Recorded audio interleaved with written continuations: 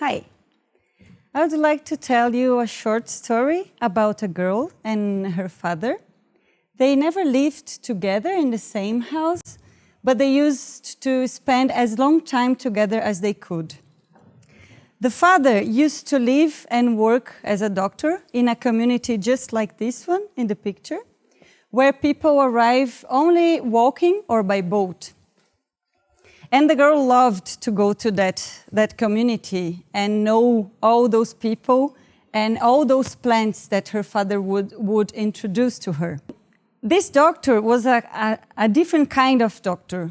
He loved to learn from people about which plants they would use with medicinal purposes to take care of their health.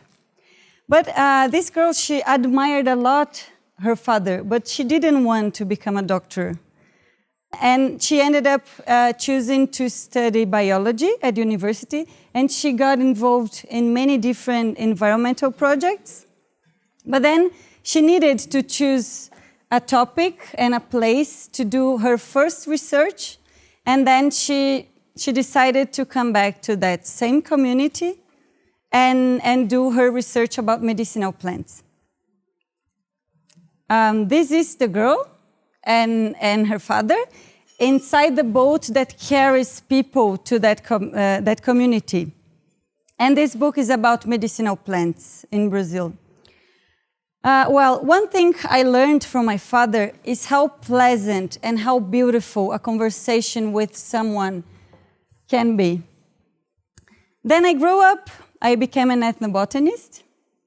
And, well, ethnobotanists are people interested in relationships between people and plants. And then I'm going to tell you two experiences I had as an ethnobotanist.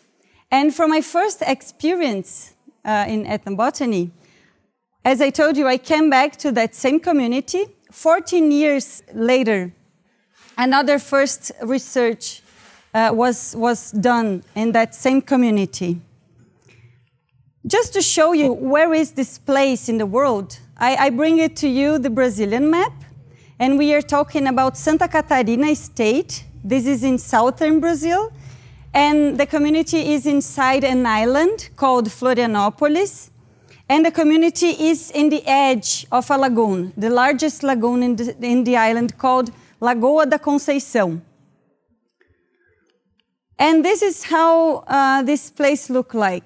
As I mentioned before, people need to take a boat to arrive there if they cannot or they don't want to go walking. Here you can see two pictures of one mill that it was used to produce cassava or manioc flour. There used to exist more than 100 mills in this community to produce cassava flour or sugarcane mills. Nowadays, this is the only mill in the community because people cannot have crops anymore because of due to environmental laws.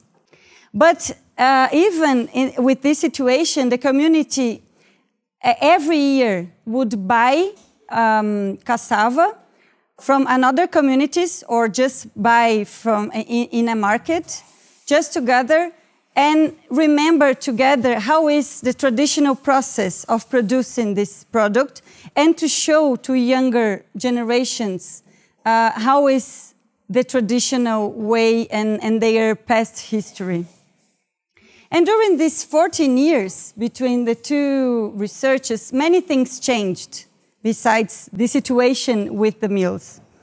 The urbanization process is increasing a lot, and the access to formal health assistance and also industrialized medicines increased a lot. And that's the reason I expected to find much less plants being known and used in that community.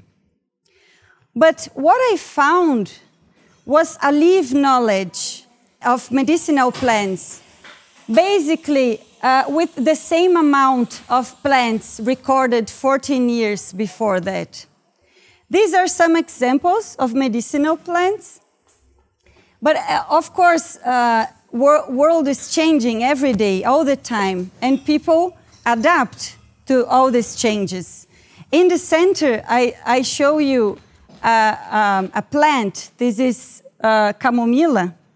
And this plant cannot be found in the community anymore, but people still use it, buying from markets and fairs. What I want to show you and to highlight here is that knowledge and culture are dynamic processes. Time passes, things change, people change. It includes these knowledges and these practices with plants. Another experience I had during my master's, I could know and meet different realities in this related to other relationships between people and plants, including conflicts related to these relationships. Again, I want to show you where is this place. We are again in Santa Catarina state in southern Brazil, in another island, a bigger one. The city is called São Francisco do Sul, and this is the third oldest city in Brazil. And even 510 years after Europeans arrived there, there are still many preserved areas in that island. You can see here from above, a part of the island, there is this big green area here. This is a river, a Caraí River, and this big green area is side by side with the urbanization processes. And 9 years ago, a park was created, so there is this protected area due to its conservation status and the biological and ecological importance. But this area is not an empty green area. I had the opportunity to know some families who live harvesting a fern in this environment. But this activity, this harvesting activity, is not compatible with the category of protected area, which is the park or parks in Brazil. This fern is used to produce flower arrangements and to sell them. These people have been doing this for about 40 years now, replacing the harvesting of other non-timber forest products in that area for about 5 generations. But this fern keeps growing, even with this activity for decades.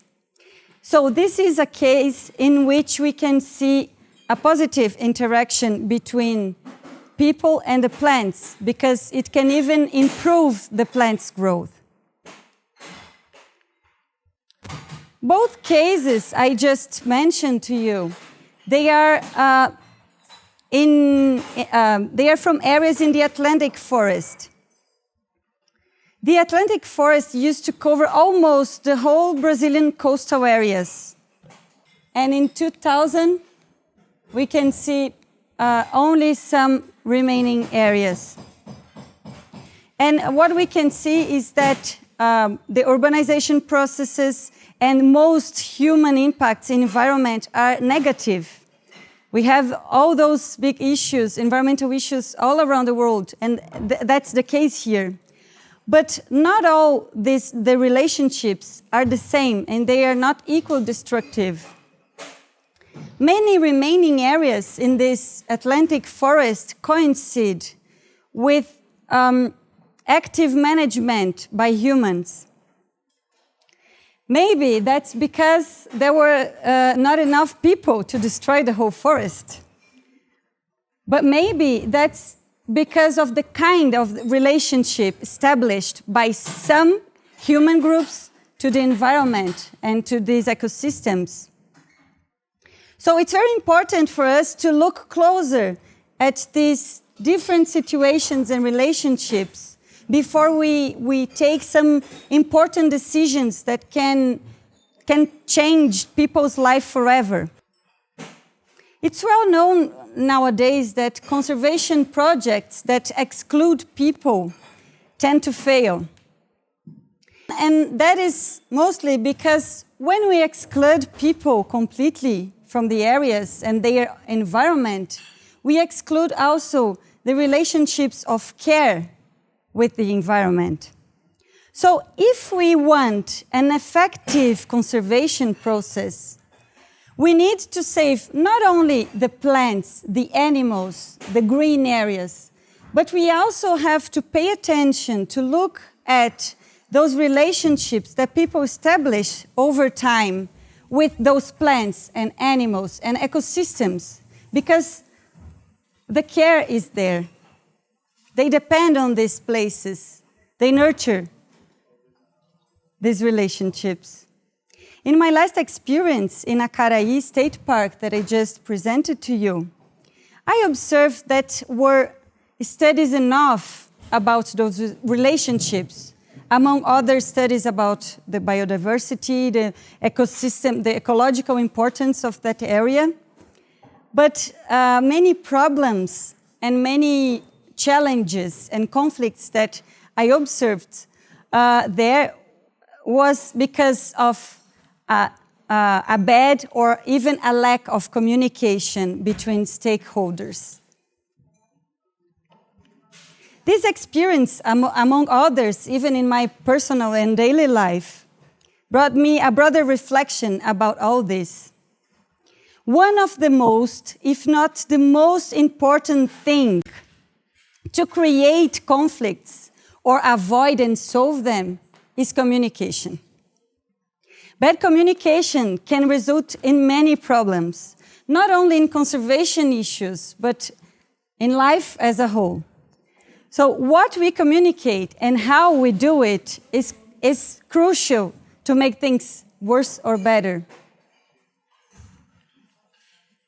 As I learned from my father, a good conversation sometimes can be even more effective than some medicines and some remedies.